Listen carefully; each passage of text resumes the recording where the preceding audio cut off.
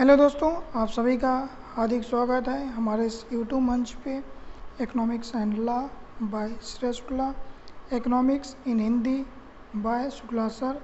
आज हम लोग पढ़ेंगे कंज्यूमर इक्विलिब्रियम, हिक्स एंड स्लट्ज की अप्रोच से। ठीक है, कंज्यूमर इक्विलिब्रियम वो हम उपभोक्ता संतुलन कहते हैं। तो सबसे पहले हम इसका इंट्रोडक्शन देखते हैं, परिभाषा। ठीक है, कंज्यूमर इक्विलिब्रियम तब होता है जब उपभोक्ता अपनी सीमित आय से अधिकतम संतुष्टि प्राप्त कर ले। यानी कि क्या कहना चाहता है, उपभोक्ता संतुलन तब होता है जब उपभोक्ता अपनी जो सीमित आय है, उसकी जो सीमित आय है उससे अधिकतम संतुष्टि प्राप्त कर ले। ठीक है, इसे हम दूसरे शब्दों में ये कहेंगे, बाह्य स्थिति जब उपभोक्ता अपनी आय, अपनी इनकम जो है वो से वस्तुओं की कीमतों के आधार पर अधिकतम संतुष्टि प्राप्त कर ले। मतलब उसके पास 100 रुपये हैं और 100 रुपये की वो वस्तु है, गुड्स 100 रुपये का खरीद ले, मैक्सिमम संतुष्टि उसे प्राप्त हो जाएगी। इसकी शर्तें कौन कौन से हैं, बजट कांस्टेंट होना चाहिए, इंडिफरेंस कर्व हिक्स और स्लट्स्की के अनुसार। ठीक है, कोई भी क्वेश्चन, कोई भी डाउट हो कमेंट सेक्शन में आप लोग पूछ सकते हैं। Hicks indifference curve analyse. ठीक है, हिक्स के अनुसार क्या होगा वो हम समझते हैं। तो हिक्स ने क्या मुख्य विचार था, हिक्स ने कार्डिनल यूटिलिटी थ्योरी मतलब कि मापने योग्य योग्यता को रिजेक्ट कर दिया। उन्होंने कह दिया कि मापने योग्य उपयोगिता नहीं होगी। उन्होंने ऑर्डिनल यूटिलिटी क्रम पर जोर दिया, यानी कि किस पर, रैंकिंग पे। एक वस्तु की रैंकिंग ये है, ए की रैंकिंग 1 है, बी की 2 रैंकिंग है, इस पर उन्होंने जोर दिया। इसी को इंडिफरेंस कर्व के रूप में जानते हैं। अपनी पसंद को इंडिफरेंस कर्व दर्शाता है वस्तुओं का ऐसा संयोजन जो समान संतुष्टि प्राप्त कर ले। मतलब कि एक ऐसे कर्व में इस पॉइंट पर, इस कर्व में बहुत से हमें संतुष्टि मिल रही है, एक अर्पे पॉइंट जे मतलब कि इन सभी संयोजनों से मिलकर जो आईसी बना वो समान संतुष्टि प्राप्त करेगा। एक आईसी पर जितने भी संयोजन बनेंगे वो एक जैसे ही संतुष्टि हमें देंगे। बजट लाइन आय और दाम को दर्शाती है। जब एक बजट कांस्टेंट होता है तो एक कीमत के हिसाब से ही अपनी वस्तुएं व्यक्ति खरीद सकता है। समझ रहे हैं ना आप लोग? कोई भी कमेंट हो कमेंट सेक्शन में पूछ सकते हैं। इक्विलिब्रियम इस टाइम में हमने आपको बताया है, जब भी कोई ये एक्स वस्तु है ए और ये वाई, ये एक्स है और ये वाई है, वाई एक्सिस पे वाई, एक्स एक्सिस पे एक्स। तो यहाँ पर एक पॉइंट मैंने यहाँ पर ले लिया, एक ये वस्तु हो गई, एक ये वस्तु हो गई, ऐसे भी आईसी होगा और इस टाइम में भी आईसी होगा। ये जहाँ पर भी मैक्सिमम संतुष्टि और जिनों को एक दूसरे के समान हो उसी पर इक्विलिब्रियम होगा। एक दूसरे के समान मतलब कि बाई की वस्तु भी एक जैसी है और एक्स की वस्तु भी। शर्त MRS X Y equal to P X upon P Y. Okay, कोई भी डाउट हो, कुछ भी हो, आप लोग हमसे पूछ सकते हैं। स्लट्जी का अप्रोच। स्लट्जी ने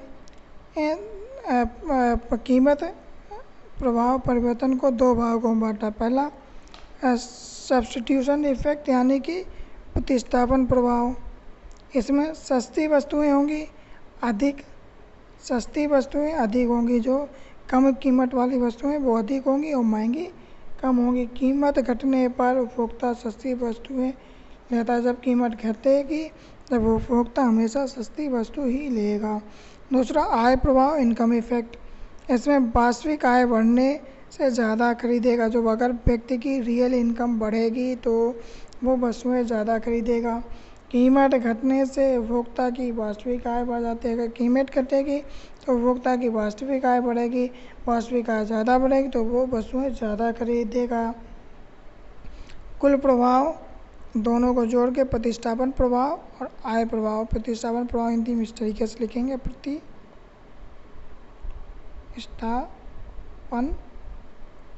प्रभाव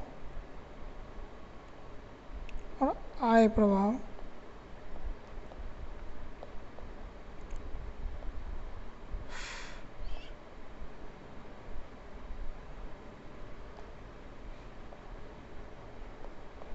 ठीक है, कोई भी डाउट हो कमेंट सेक्शन में पूछ सकते हैं। इन दोनों में कंपैरिजन बता देते हैं। तो हिग्स अप्रोच और स्लस्की के अप्रोच आधार पर कंपैरिजन है। ये हिग्स साहब इंडिफरेंस कर्व को मानते हैं, ऑर्डिनल अप्रोच को, यानी कि ये कहते हैं कि एक क्रम के अनुसार देखा जाएगा, और स्लस्की साहब प्राइस इफेक्ट कीमत प्रभाव को प्रतिस्थापन प्रभाव प्लस आय प्रभाव में मानते हैं। और इनका संतुलन हिग्स साहब का MRS X Y equal to P X upon P Y पर होगा, और इनका प्राइस चेंज का डिटेल्ड इफेक्ट होगा। अगर कीमत बदलेगी तो डिटेल्ड इफेक्ट होगा। और इनका उपयोग हिग्स साहब का उपयोग जो होता है वो कंज्यूमर चॉइस पर होता है, और स्लस्की साहब का उपयोग डिमांड पे होता है। इम्पॉर्टेंट पॉइंट, इम्पोर्टेंस, महत्व, उपभोक्ता के व्यवहार को वैज्ञानिक तरीके से समझाता है। ये दोनों प्रभाव कंज्यूमर बिहेवियर को वैज्ञानिक तरीके से समझाते हैं। डिमांड कर्व का आधार इन्हीं अप्रोचों से निकलता है। इन दोनों अप्रोचों से आपका डिमांड कर्व का आधार निकलेगा मांग प्रभाव का। समझ गए? वेलफेयर इकोनॉमिक्स प्राइसिंग और पॉलिसी मेकिंग में सहायक हैं।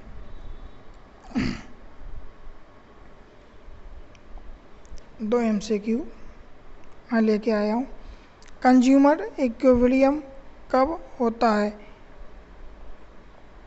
जो आपको बताइए तभी वाला, इसमें उत्तर भी लिखा है। ठीक है, स्लस्की ने प्राइस इफेक्ट को किस में विभाजित किया है? इनकम और सब्स्टिट्यूशन में किया है।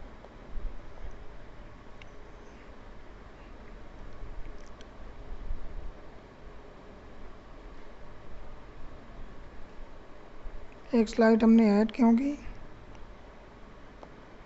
मुझे एक क्वेश्चन आपको देना है, सॉरी।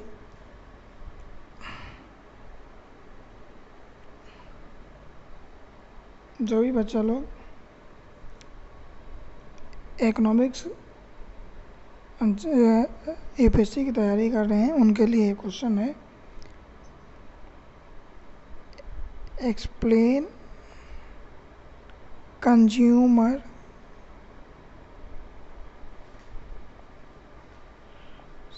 इक्विलिब्रियम